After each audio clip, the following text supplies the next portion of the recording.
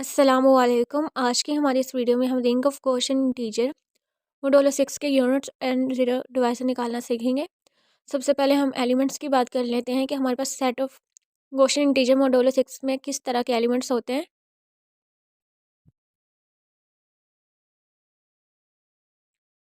हमें पता है कि Z6 मॉडुलो क्लास में हमारे पास 0 से 5 तक एलिमेंट्स होते हैं, यानी हमारे पास Z6 में एलिमेंट होंगे 0 से 5। यानी हम लिखेंगे कि हमारे पास Z6 इक्वल है 0, 1, 2, 3, 4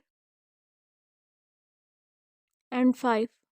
तो इस तरह हमारे पास Z6 में 0 से लेके 5 तक एलिमेंट्स होते हैं। लेकिन यहाँ पे हम क्योंकि गॉसियन इंटीजर मॉडुलो 6 की बात करें तो हमारे पास Z6 में सिंपली 5 एलिमेंट्स होते हैं। लेकिन क्योंकि हमें पता है कि गॉसियन इंटीजर में हमारे पास जो एलिमेंट्स होते हैं वो A प्लस आयोटा बीटा या B की फॉर्म में होते हैं।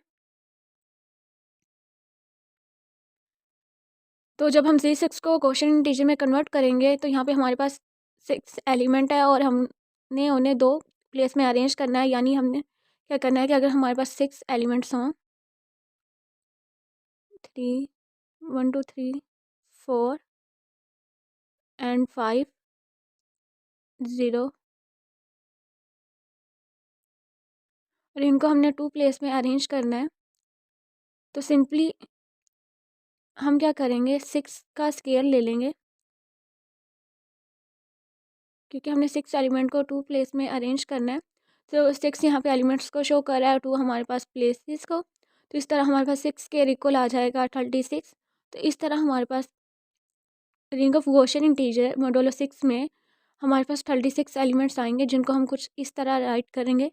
तो हमारे पास गॉसियन इंटीजर मॉडुलो 6 में एलिमेंट्स आ जाएंगे कि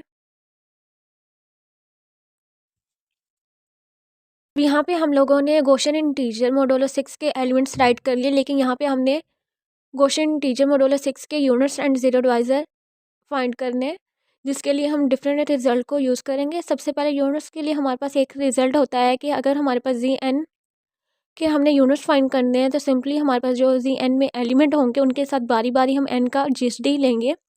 और जो एलिमेंट्स N के साथ रिलेटिवली प्राइम होंगे, यानी जिनका GCD हमारे पास 1 आएगा, वो हमारे पास क्या होगा, यूनिट होगा ZN का। तो यहाँ पे भी हम कुछ ऐसा यूज़ करने वाले हैं कि हम इन बारी बारी एलिमेंट्स का 6 के साथ GCD लेंगे और जिनका GCD हमारे पास 1 इक्वल टू 1 आ जाएगा, वो हमारे पास यूनिट कहलाएंगे गॉसियन इंटीजर मॉडुलो 6 में। लेकिन यहाँ पे क्योंकि हमारे पास जो एलिमेंट्स है वो A प्लस आयोटा B की फॉर्म में है, तो सबसे पहले हम बारी बारी इन सब एलिमेंट्स की नॉर्म कैलकुलेट करेंगे, जो कि हमारे लास्ट लेक्चर में हमने बताया था कि हम किस तरह गॉसियन इंटीजर की नॉर्म फाइंड करते हैं।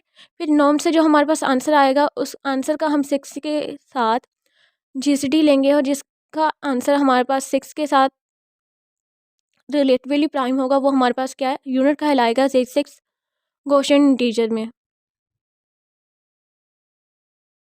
यहाँ नॉर्म कैलकुलेट करने से हमारे पास डिफरेंट एलिमेंट्स आ चुके हैं। अब जब हम इन एलिमेंट्स का 6 के साथ GCD लेंगे, 0 के लिए हम चेक नहीं करेंगे, लेकिन जब हम 1 और 6 का GCD लेंगे तो हमारे पास इक्वल टू 1 आ जाएगा। इसी तरह हम जब 4 और 6 का GCD लेंगे तो वो हमारे पास इक्वल टू 2 आ जाएगा।